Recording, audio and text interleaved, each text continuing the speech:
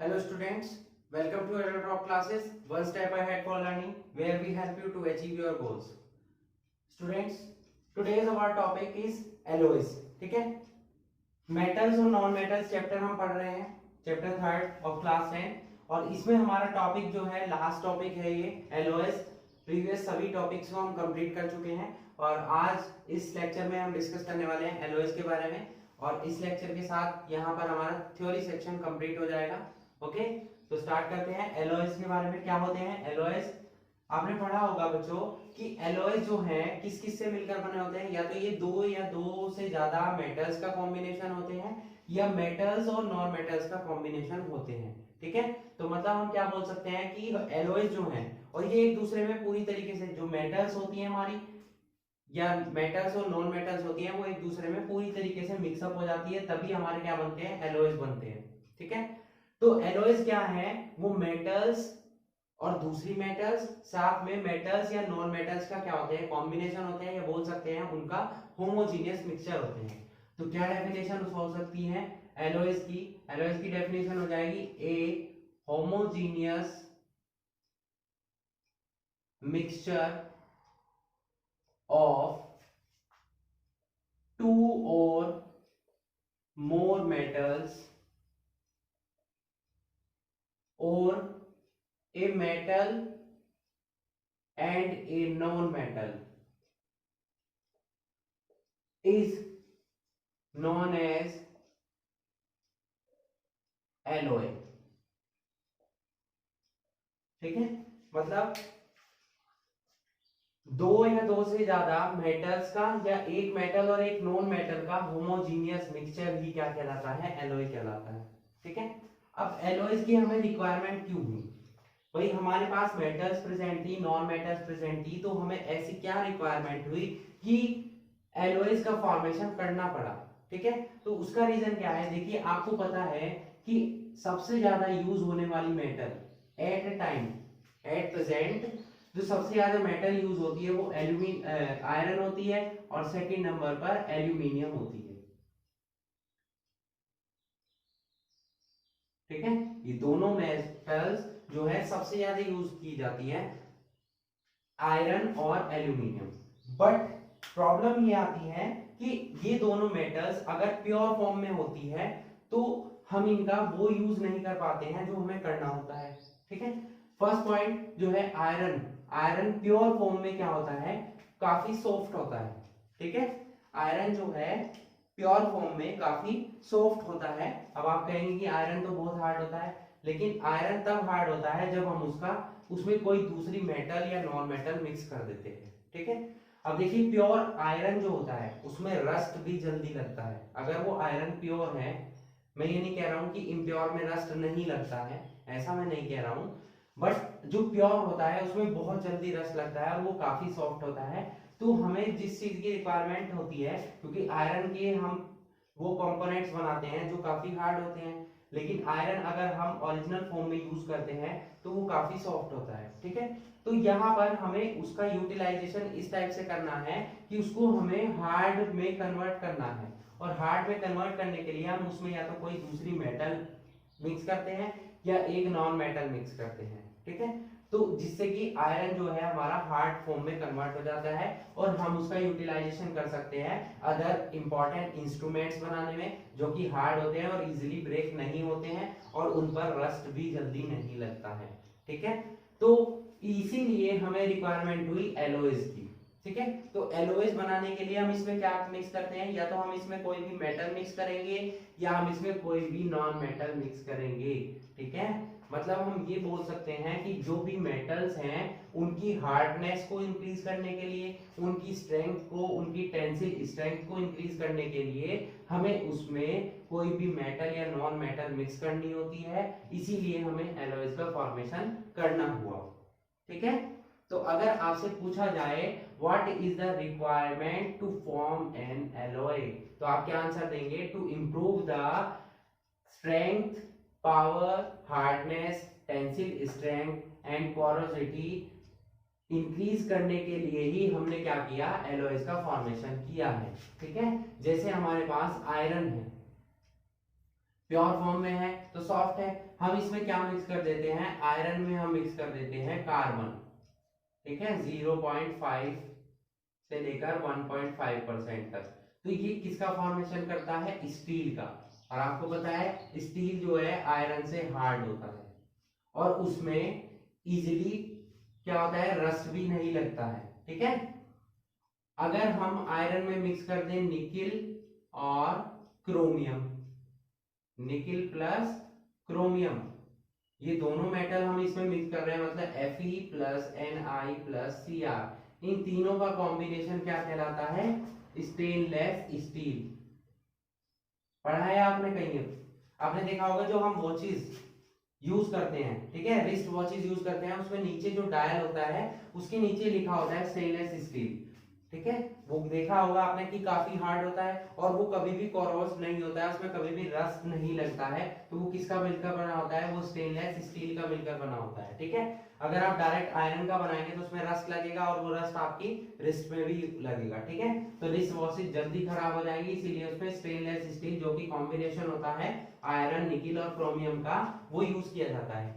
तो देखिए आप कितने यूजफुल हुए एलओएस हमारे लिए, ठीक है, समझ आया। ये दोनों तो एग्जांपल हो गए बच्चों हमारे मेटल्स के, ठीक है। यहाँ पर देखिए ये जो एग्जांपल मैंने यूज किए हैं ये सभी मेटल्स, ये तो मेटल के हो गए, ये हो गया नॉन मेटल का, क्योंकि कार्बन एक नॉन मेटल है, ठीक है। एक और एग्जांपल ले लेते हैं हम, कॉपर, हमने पढ़ा है ब्रास, सुना होगा आपने इसका नेम, और ब्रोंज। ब्रास और ब्रोंज दोनों किसकी एलॉय है, ये दोनों कॉपर की एलॉय है।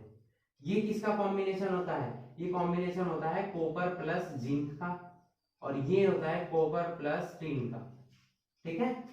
ब्रास जो है किसका कॉम्बिनेशन होता है, कॉपर और जिंक का, और ये किसका कॉम्बिनेशन होता है बच्चों, ये कॉम्बिनेशन होता है ब्रोंज, कॉपर प्लस टिन का, ठीक है। तो ये तीनों जो आपको दिखाई दे रहे हैं, क्योंकि ये सभी क्या है, मेटल्स हैं, मतलब एक मेटल ने दूसरी मेटल से रिएक्शन की तब एलॉय का फॉर्मेशन हुआ। ये किसका कॉम्बिनेशन है, मेटल एंड नॉन मेटल का, क्योंकि आयरन एक मेटल है और कॉपर एक नॉन मेटल है, ठीक है। तो इस तरीके से आप देख सकते हैं कि मेटल और नॉन मेटल के कॉम्बिनेशन या मेटल और मेटल के कॉम्बिनेशन से किसका फॉर्मेशन हुआ, एलॉय का फॉर्मेशन हुआ, ठीक है। इतना क्लियर हुआ। उसके बाद अगर हम एक मेटल यूज कर रहे हैं और साथ में उसके हम मरकरी यूज कर रहे हैं, ध्यान रखिएगा, इसको इंपॉर्टेंट है कि अगर कहीं पर भी एक मेटल और मरकरी का कॉम्बिनेशन है तो ये भी एक एलॉय ही होगा, और इस एलॉय को हम नेम देते हैं अम्लगम, ठीक है। इस एलॉय का क्या नेम है, अम्लगम, ठीक है। फॉर एग्जांपल हमने ली सोडियम, जो बहुत ही यूज होती है केमिस्ट्री में, आप देखेंगे NaHG, ये कई बार आपको मिलेगा, इसका नेम क्या है, सोडियम अम्लगम। यह मिलेगा आपको जिंक और Hg, जिंक अम्लगम, ये वर्ड आपको बहुत पढ़ने को मिलेगा केमिस्ट्री में, तो इन दोनों टर्म को आप याद रखेंगे। देखिए मैंने आपको क्या बताया कि मेटल्स और मरकरी का कॉम्बिनेशन अम्लगम होता है, अगर वो सोडियम है तो सोडियम अम्लगम हो जाएगा, और जिंक है तो जिंक अम्लगम हो जाएगा, ठीक है। तो ये भी एक एलॉय ही है। तो समझ आया आपको कि एलॉयज क्या होती हैं। तो एलॉयज से अब इनकी प्रॉपर्टीज क्या क्या होती हैं, एलॉयज की प्रॉपर्टीज क्या क्या होती हैं और क्या इफेक्ट पड़ता है कि जब हम एक मेटल में दूसरी मेटल मिक्स करते हैं या एक मेटल में दूसरी नॉन मेटल मिक्स करते हैं, तो उन मेटल्स की प्रॉपर्टीज पर क्या इफेक्ट पड़ता है। नेक्स्ट अब हम यही डिस्कस करने वाले हैं, मतलब properties of alloys.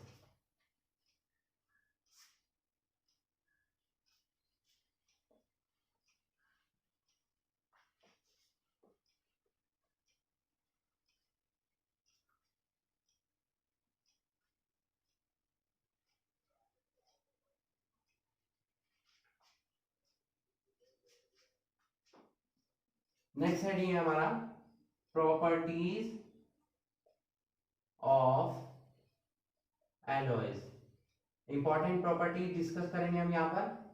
First property जो हम डिस्कस करने वाले हैं, फर्स्ट प्रॉपर्टी हमारी क्या है, चेंज इन इलेक्ट्रिकल कंडक्टिविटी।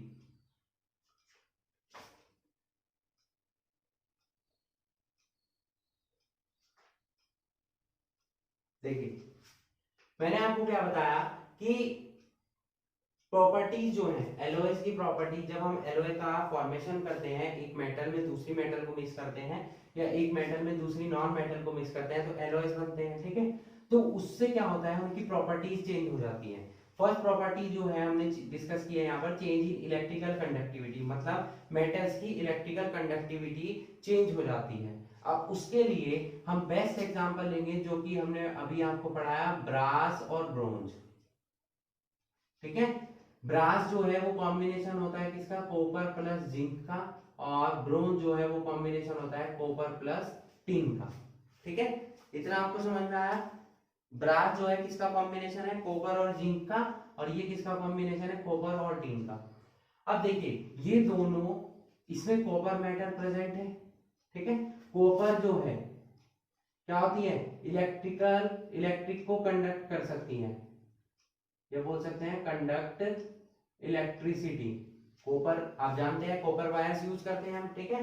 तो वो इजीली क्या करती है, एक अच्छा कंडक्टर है कॉपर, और वो इजीली इलेक्ट्रिसिटी को कंडक्ट कर सकती है। बट इन दोनों में कॉपर प्रेजेंट होने के बाद भी ये इलेक्ट्रिसिटी का कंडक्शन नहीं कर सकती है। यहाँ पर इलेक्ट्रिसिटी का कंडक्शन नहीं होगा। देखिए मेटल में होता है, पर मेटल में अगर हमने दूसरी मेटल मिक्स कर दी जिंक और टिन, तो यहाँ पर इलेक्ट्रिसिटी का कंडक्शन नहीं हो रहा है। मतलब due to the involvement of zinc and tin, copper does not conduct electricity in the form of brass and bronze, ठीक है। तो यहाँ आपने देखा कि इसकी प्रॉपर्टी में क्या हो गया, चेंज हो गया, नहीं हो गया।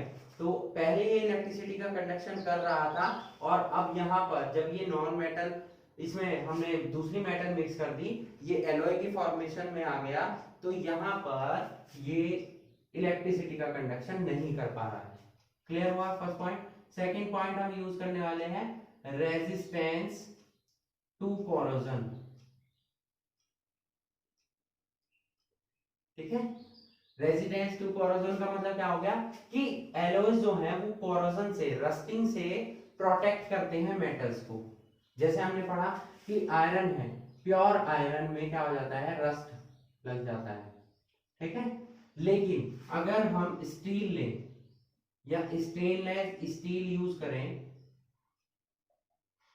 तो क्या होता है, ये किसका कॉम्बिनेशन होता है, आयरन प्लस कार्बन का, और ये किसका कॉम्बिनेशन होता है, iron plus nickel plus chromium का।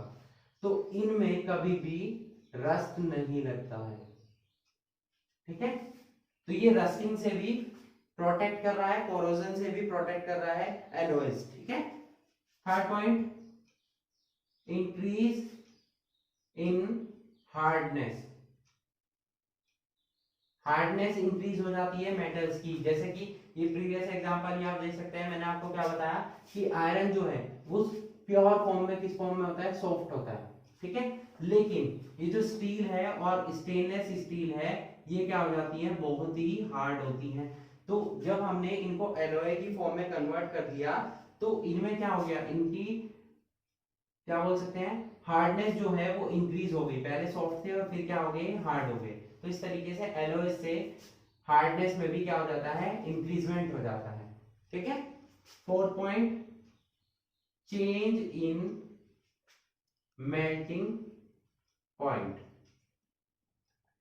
मेल्टिंग पॉइंट भी चेंज हो जाता है, ठीक है। पहले मैंने आपको बताया कि ये क्या है, सॉफ्ट है और ये हार्ड हो रही है। तो हार्ड होने के बाद क्या हो जाता है, मेल्टिंग पॉइंट क्या हो जाता है, या बॉइलिंग पॉइंट क्या हो जाता है, इंक्रीज हो जाता है, होगा, ठीक है। समझ में आया आपको इतना। नेक्स्ट पॉइंट, फिफ्थ पॉइंट हम डिस्कस करने वाले हैं यहाँ पर, टेंसिल स्ट्रेंथ। मैंने अभी आपको बताया टेंसिलिंग स्ट्रेंथ भी क्या हो जाती है, इंक्रीज हो जाती है। Increase in tensile strength. Tensile strength से मतलब स्ट्रेचेबिलिटी से आप समझ सकते हैं इजी वे में, ठीक है। तो स्ट्रेचेबिलिटी भी यहाँ पर क्या हो जाती है, इंक्रीज हो जाती है। कुछ ऐसी एलॉयज हम यूज कर लेते हैं, जैसे कि एग्जांपल है इसका निकेल स्टील। निकेल स्टील जो स्टील है उसमें अगर हम निकेल को ऐड कर दें यहीं पर, आयरन, कार्बन और निकेल, तो उसकी टेंसिल स्ट्रेंथ काफी इंक्रीज हो जाती है, ठीक है। तो ये कुछ इंपॉर्टेंट प्रॉपर्टीज थी। टोटल हमने 5 प्रॉपर्टी डिस्कस की। ये काफी आपके एग्जाम पॉइंट ऑफ व्यू से, और अगर एग्जाम में क्वेश्चन आता है तो इन्हीं में से किसी एक एग्जांपल से पूछा जा सकता है कि आपको रेजिस्टेंस टू कोरोजन का एक एग्जांपल दीजिए और उसको अच्छे से एक्सप्लेन कीजिए, इस टाइप के क्वेश्चन एग्जाम में बन सकते हैं। ठीक है, क्लियर हुआ इतना? तो एलॉयज आपने पढ़ लिए, प्रॉपर्टीज ऑफ एलॉयज पढ़ ली। अब जो इंपॉर्टेंट एक प्रॉपर्टी हम पढ़ने वाले हैं, एलॉइंग इन गोल्ड।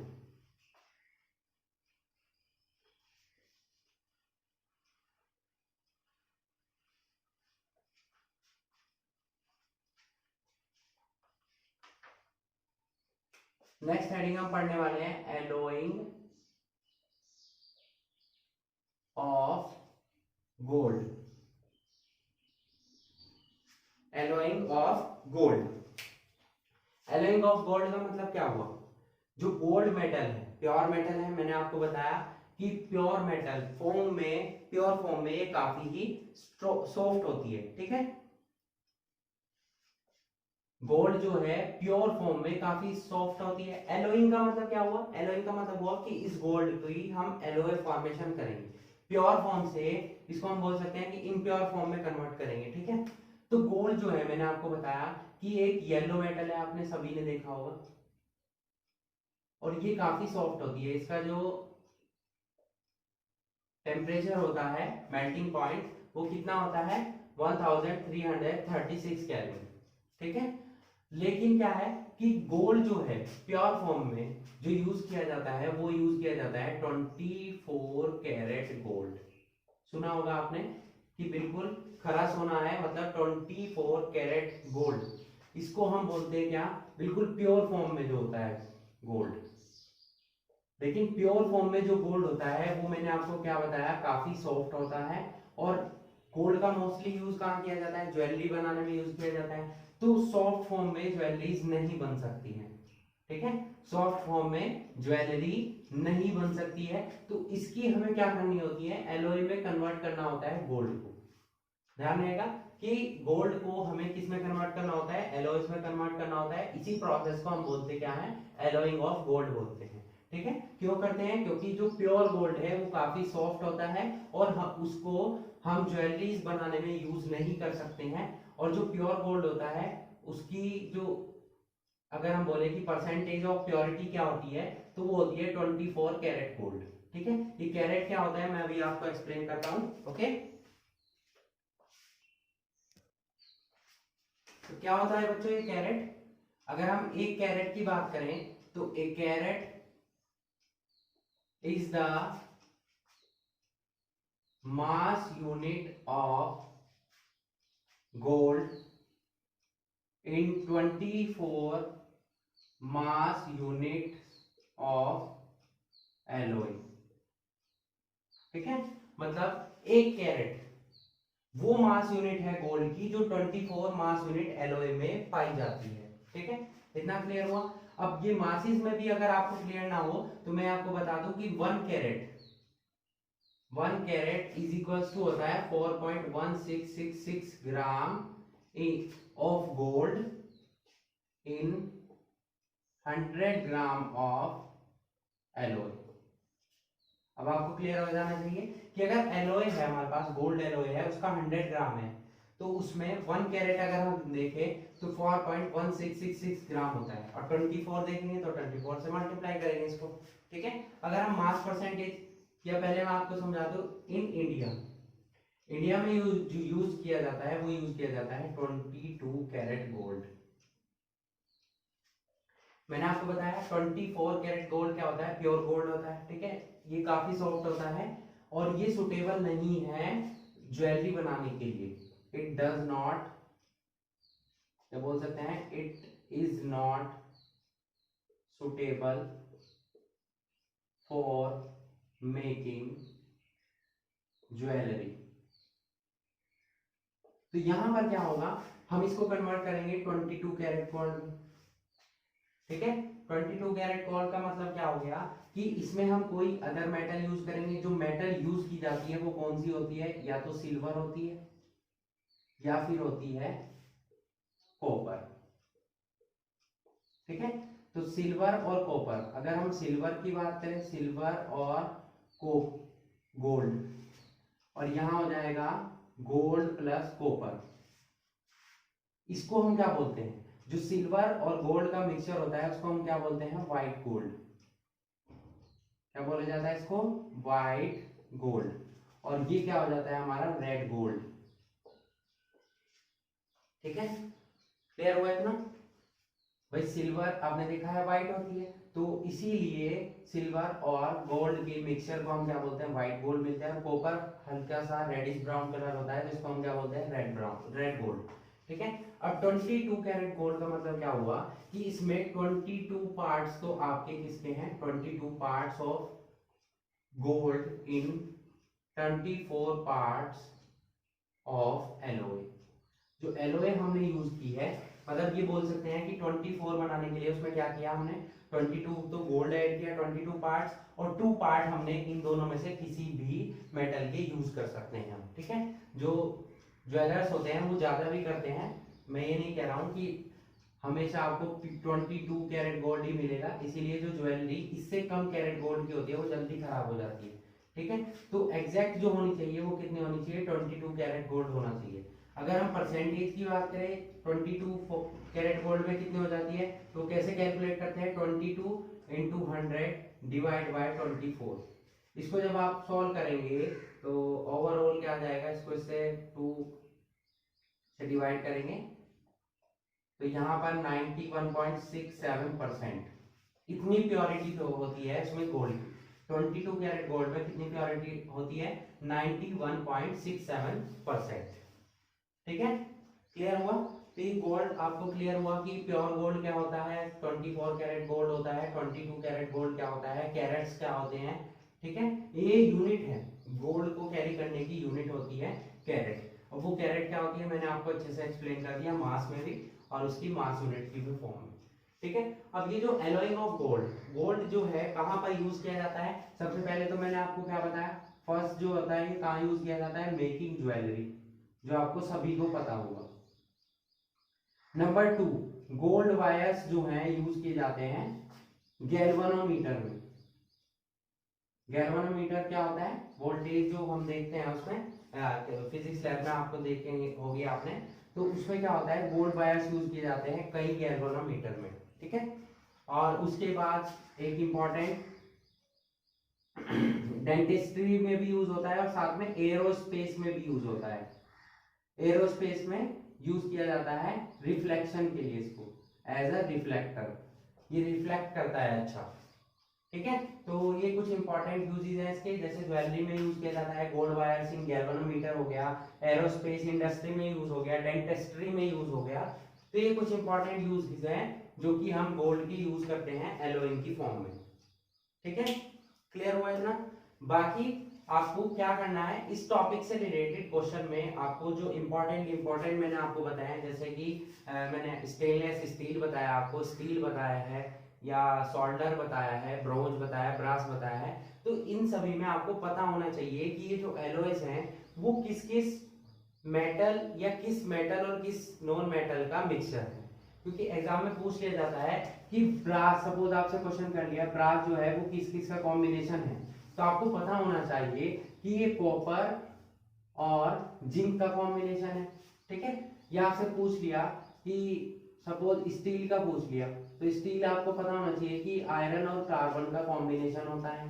तो इस टाइप से क्वेश्चंस आपसे एग्जाम में पूछे जा सकते हैं, तो आप इनकी अच्छे से प्रैक्टिस करेंगे कि कौन कौन सी इंपॉर्टेंट आप प्रैक्टिस कीजिए बस। ठीक है, सभी नहीं करेंगे, जैसे कि स्टील बताया मैंने, स्टेनलेस स्टील बताया, ब्रास बताया, ब्रोंज बताया, सोल्डर बताया है, रेड गोल्ड बताया है, रोज मेटल बताया है, तो ये सभी आपको प्रैक्टिस करनी है।